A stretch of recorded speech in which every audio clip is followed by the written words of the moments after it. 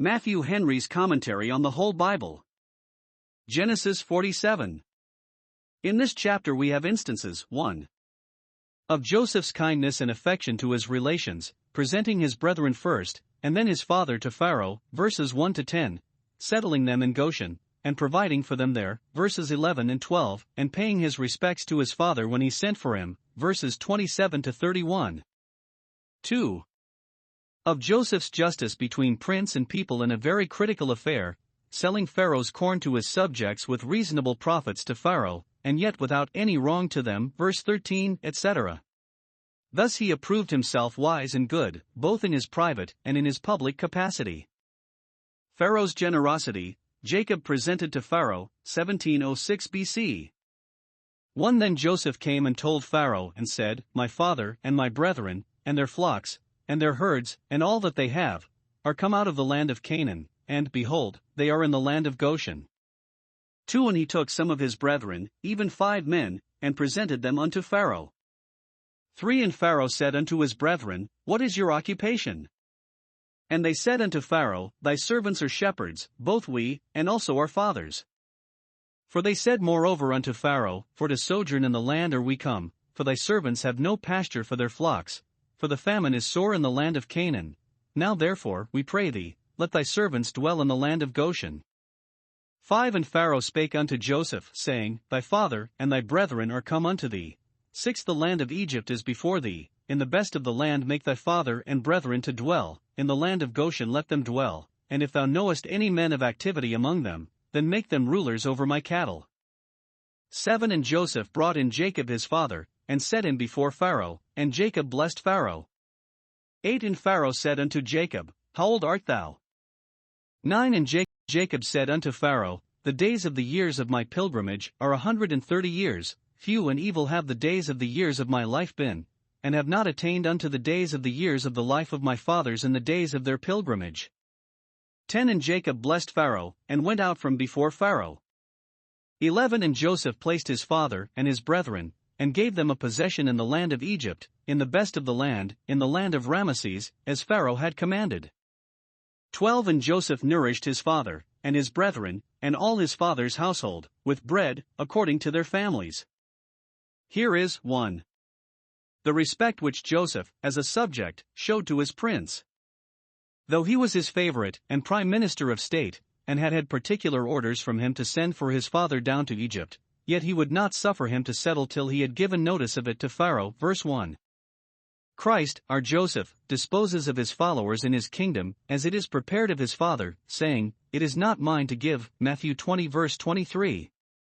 2. The respect which Joseph, as a brother, showed to his brethren, notwithstanding all the unkindness he had formerly received from them. 1. Though he was a great man, and they were comparatively mean and despicable, especially in Egypt, yet he owned them. Let those that are rich and great in the world learn hence not to overlook nor despise their poor relations. Every branch of the tree is not a top branch, but because it is a lower branch, is it therefore not of the tree? Our Lord Jesus, like Joseph here, is not ashamed to call us brethren. 2. They being strangers and no courtiers, he introduced some of them to Pharaoh, to kiss his hand, as we say, intending thereby to put an honor upon them among the Egyptians. Thus Christ presents his brethren in the court of heaven, and improves his interest for them, though in themselves unworthy and an abomination to the Egyptians. Being presented to Pharaoh, according to the instructions which Joseph had given them, they tell him, 1. What was their business that they were shepherds, verse 3. Pharaoh asked them, and Joseph knew it would be one of his first questions, chapter 46 verse 33, What is your occupation? He takes it for granted they had something to do, else Egypt should be no place for them, no harbor for idle vagrants. If they would not work, they should not eat of his bread in this time of scarcity. Note, all that have a place in the world should have an employment in it according to their capacity, some occupation or other, mental or manual. Those that need not work for their bread must yet have something to do, to keep them from idleness. Again, magistrates should inquire into the occupation of their subjects, as those that have the care of the public welfare, for idle people are as drones in the hive, and profitable burdens of the commonwealth. 2. What was their business in Egypt to sojourn in the land, verse 4, not to settle there forever, only to sojourn there for a time, while the famine so prevailed in Canaan, which lay high that it was not habitable for shepherds, the grass being burnt up much more than in Egypt, which lay low, and where the corn chiefly failed, while there was tolerably good pasture. 3. He obtained for them a grant of a settlement in the land of Goshen, verses 5 and 6. This was an instance of Pharaoh's gratitude to Joseph. Because he had been such a blessing to him and his kingdom, he would be kind to his relations, purely for his sake. He offered them preferment as shepherds over his cattle, provided they were men of activity, for it is the man who is diligent in his business that shall stand before kings. And, whatever our profession or employment is, we should aim to be excellent in it, and to prove ourselves ingenious and industrious. 3. The respect Joseph, as a son, showed to his father. 1. He presented him to Pharaoh, verse 7. And here. 1. Pharaoh asks Jacob a common question: How old art thou? Verse 8. A question usually put to old men, for it is natural to us to admire old age, and to reverence it. Leviticus 19 verse 32, as it is very unnatural and unbecoming to despise it. Isaiah 3 verse 5. Jacob's countenance, no doubt, showed him to be very old, for he had been a man of labor and sorrow. In Egypt people were not so long-lived as in Canaan, and therefore Pharaoh looks upon Jacob with wonder. He was as a show in his court. When we are reflecting upon ourselves, this should come into the account: how old are we? 2. Jacob gives Pharaoh an uncommon answer, verse 9. He speaks as becomes a patriarch, with an air of seriousness, for the instruction of Pharaoh. Though our speech be not always of grace, yet it must thus be always with grace. Observe here, 1. He calls his life a pilgrimage, looking upon himself as a stranger in this world, and a traveler towards another world. This earth is in, not his home. To this the apostle refers, Hebrews 11 verse 13, they confessed that they were strangers and pilgrims. He not only reckoned himself a pilgrim now that he was in Egypt, a strange country in which he never was before, but his life, even in the land of his nativity, was a pilgrimage, and those who so reckon it can the better bear the inconvenience of banishment from their native soil. They are but pilgrims still, and so they were always. 2. He reckons his life by days, for, even so, it is soon reckoned, and we are not sure of the continuance of it for a day to an end, but may be turned out of this tabernacle at less than an hour's warning. Let us therefore number our days, Psalm 90 verse 12, and measure them, Psalm 39 verse 4. 3. The character he gives of them is, first, that they were few. Though he had now lived 130 years, they seemed to him but a few days, in comparison with the days of eternity, the eternal God, and the eternal state, in which 1,000 years, longer than ever any man lived, are but as one day. Secondly, that they were evil. This is true concerning man in general: he is of few days, and full of trouble, Job 14 verse 1, and, since his days are evil, it is well they are few. Jacob's life, particularly, had been made up of evil days, and the pleasantest days of his life were yet before him. Thirdly, that they were short of the days of his fathers, not so many, not so pleasant, as their days. Old age came sooner upon him than it had done upon some of his ancestors. As the young man should not be proud of his strength or beauty, so the old man should not be proud of his age, and the crown of his hoary hairs, though others justly reverence it, for those who are accounted very old attain not to the years of the patriarchs. The hoary head is a crown of glory only when it is found in the way of righteousness. 3. Jacob both addresses himself to Pharaoh and takes leave of him with a blessing. Verse 7, Jacob blessed Pharaoh, and again, verse 10, which was not only an act of civility, he paid him respect and returned him thanks for his kindness, but an act of piety he prayed for him, as one having the authority of a prophet and a patriarch. Though in worldly wealth Pharaoh was the greater, yet in interest with God, Jacob was the greater. He was God's anointed, Psalm 105 verse 15. And a patriarch's blessing was not a thing to be despised, no, not by a potent prince. Darius valued the prayers of the church for himself and for his sons, Ezra 6 verse 10. Pharaoh kindly received Jacob, and, whether in the name of a prophet or no, thus he had a prophet's reward, which sufficiently recompensed him, not only for his courteous converse with him, but for all the other kindnesses he showed to him and his. 2. he provided well for him and his, placed him in Goshen, verse 11, nourished him and all his with food convenient for them, verse 12. This bespeaks, not only Joseph a good man, who took this tender care of his poor relations, but God a good God, who raised him up for this purpose, and put him into a capacity of doing it, as Esther came to the kingdom for such a time as this. What God here did for Jacob he has, in effect, promised to do for all his that serve him and trust in him. Psalm 37 verse 19, in the days of famine they shall be satisfied. Distress occasioned by the famine, 1706 BC. 13 And there was no bread in all the land, for the famine was very sore, so that the land of Egypt and all the land of Canaan fainted by reason of the famine. 14 And Joseph gathered up all the money that was found in the land of Egypt, and in the land of Canaan, for the corn which they bought, and Joseph brought the money into Pharaoh's house. 15 And when money failed in the land of Egypt, and in the land of Canaan, all the Egyptians came unto Joseph and said, Give us bread, for why should we die in thy presence? For the money faileth. 16 And Joseph said, Give your cattle, and I will give you for your cattle, if money fail.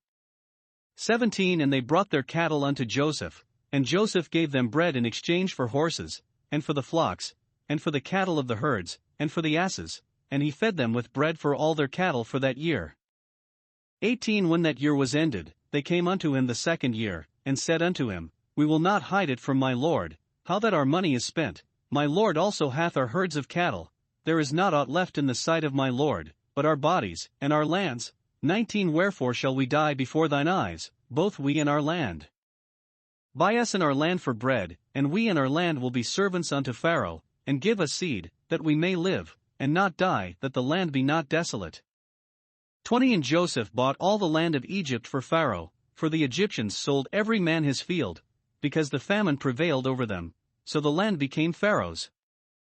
21 And as for the people, he removed them to cities from one end of the borders of Egypt even to the other end thereof. 22 Only the land of the priests bought he not, for the priests had a portion assigned them of Pharaoh, and did eat their portion which Pharaoh gave them, wherefore they sold not their lands. 23 Then Joseph said unto the people, Behold, I have bought you this day, and your land for Pharaoh, lo, here is seed for you, and ye shall sow the land. 24 And it shall come to pass in the increase, that ye shall give the fifth part unto Pharaoh, and 4 parts shall be your own, for seed of the field, and for your food, and for them of your households, and for food for your little ones.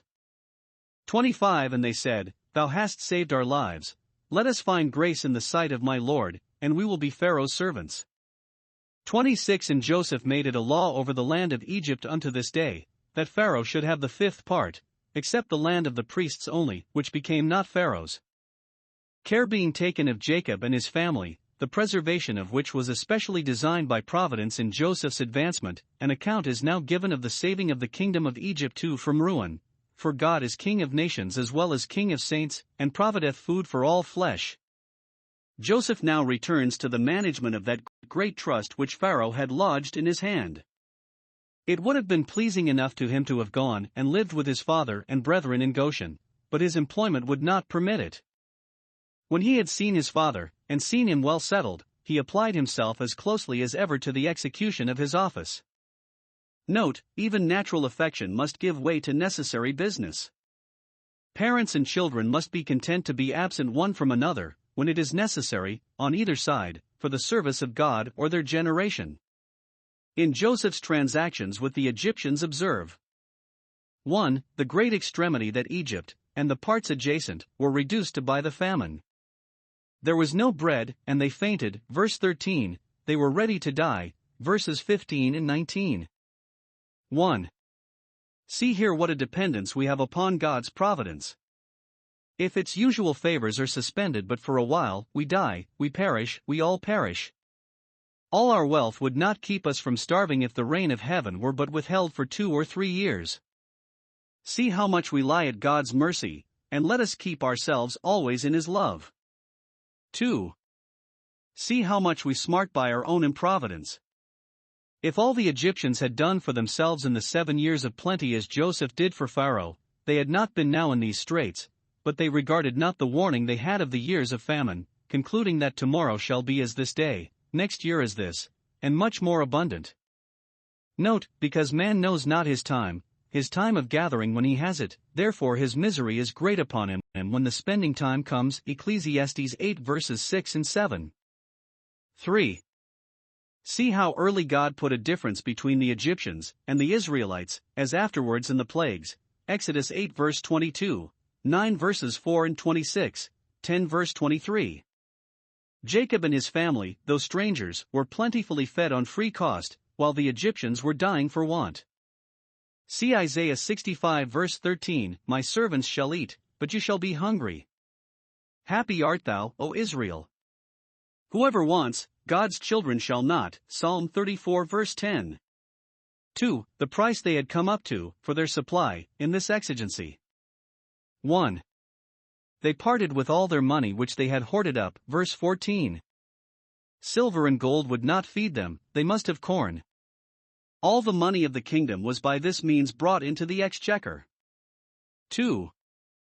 When the money failed, they parted with all their cattle, those for labor, as the horses and asses, and those for food, as the flocks and the herds. Verse 17. By this it should seem that we may better live upon bread without flesh than upon flesh without bread. We may suppose they parted the more easily with their cattle because they had little or no grass for them, and now Pharaoh saw in reality what he had before seen in vision, nothing but lean kine. 3. When they had sold their stocks off their land, it was easy to persuade themselves, rather than starve, to sell their land too, for what good would that do them, when they had neither corn to sow it nor cattle to eat of it? They therefore sold that next, for a further supply of corn. 4. When their land was sold, so that they had nothing to live on, they must of course sell themselves, that they might live purely upon their labor, and hold their lands by the base tenure of villanage, at the courtesy of the crown. Note, skin for skin, and all that a man hath, even liberty and property, those darling twins, will he give for his life, for life is sweet. There are few, though perhaps there are some, who would even dare to die rather than live in slavery, and dependence on an arbitrary power. And perhaps there are those who, in that case, could die by the sword, in a heat, who yet could not deliberately die by famine, which is much worse. Lamentations 4 verse 9. Now it was a great mercy to the Egyptians that, in this distress, they could have corn at any rate. If they had all died for hunger, their lands perhaps would have escheated to the crown of course for want of heirs. They therefore resolved to make the best of bad. 3. The method which Joseph took to accommodate the matter between prince and people, so that the prince might have his just advantage, and yet the people not be quite ruined. 1.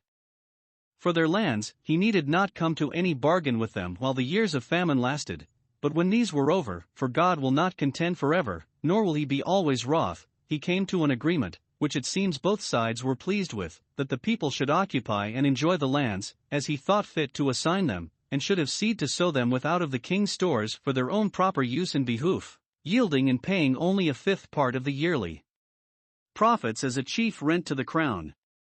This became a standing law. Verse 26. And it was a very good bargain to have food for their lands, when otherwise they and theirs must have starved, and then to have their lands again upon such easy terms. Note, those ministers of state are worthy of double honor, both for wisdom and integrity, that keep the balance even between prince and people, so that liberty and property may not entrench upon prerogative, nor the prerogative bear hard upon liberty and property. In the multitude of such counselors there is safety. If afterwards the Egyptians thought it hard to pay so great a duty to the king out of their lands, they must remember, not only how just, but how kind, the first imposing of it was. They might thankfully pay a fifth where all was due. It is observable how faithful Joseph was to him that appointed him. He did not put the money into his own pocket, nor entail the lands upon his own family, but converted both entirely to Pharaoh's use, and therefore we do not find that his posterity went out of Egypt any richer than the rest of their poor brethren. Those in public trusts, if they raise great estates, must take heed that it be not at the expense of a good conscience, which is much more valuable. 2. For their persons, he removed them to cities. Verse 21. He transplanted them, to show Pharaoh's sovereign power over them, and that they might, in time, forget their titles to their lands, and be the more easily reconciled to their new condition of servitude. The Jewish writers say, he removed them thus from their former habitations because they reproached his brethren as strangers, to silence which reproach they were all made, in effect, strangers. See what changes a little time may make with a people, and how soon God can empty those from vessel to vessel who had settled upon their lees. How hard soever this seems to have been upon them, they themselves were at this time sensible of it as a very great kindness, and were thankful they were not worse used. Thou hast saved our lives, verse 25. Note, there is good reason that the Savior of our lives should be the master of our lives. Thou hast saved us, do what thou wilt with us. For, the reservation he made in favor of the priests. They were maintained on free cost, so that they needed not to sell their lands, verse 22. All people will thus walk in the name of their God, they will be kind to those that attend the public service of their God, and that minister to them in holy things, and we should, in like manner, honor our God by esteeming his ministers highly in love for their work's sake. Jacob's charge concerning his burial, 1706 BC. 27 And Israel dwelt in the land of Egypt, in the country of Goshen, and they had possessions therein, and grew, and multiplied exceedingly. 28 And Jacob lived in the land of Egypt 17 years, so the whole age of Jacob was 147 years. 29 And the time drew nigh that Israel must die, and he called his son Joseph, and said unto him, If now I have found grace in thy sight, put, I pray thee, thy hand under my thigh, and deal kindly and truly with me, bury me not, I pray thee, in Egypt. 30 But I will lie with my fathers, and thou shalt carry me out of Egypt, and bury me in their burying place. And he said, I will do as thou hast said. 31 And he said, Swear unto me. And he sware unto him. And Israel bowed himself upon the bed's head. Observe, 1. The comfort Jacob lived in, verses 27 and 28, while the Egyptians were impoverished in their own land, Jacob was replenished in a strange land. He lived 17 years after he came into Egypt, far beyond his own expectation. 17 years he had nourished Joseph, for so old he was when he was sold from him, chapter 37 verse 2, and now, by way of requital, 17 years Joseph nourished him. Observe how kindly Providence ordered Jacob's affairs, that when he was old, and least able to bear care or fatigue, he had least occasion for it, being well provided for by his son without his own forecast. Thus God considers the frame of his people. 2. The care Jacob died in. At last the time drew nigh that Israel must die, verse 29. Israel, a prince with God, that had power over the angel and prevailed, yet must yield to death. There is no remedy, he must die, it is appointed for all men, therefore for him, and there is no discharge in that war. Joseph supplied him with bread, that he might not die by famine, but this did not secure him from dying by age or sickness. He died by degrees, his candle was not blown out, but gradually burnt down to the socket, so that he saw, at some distance, the time drawing nigh.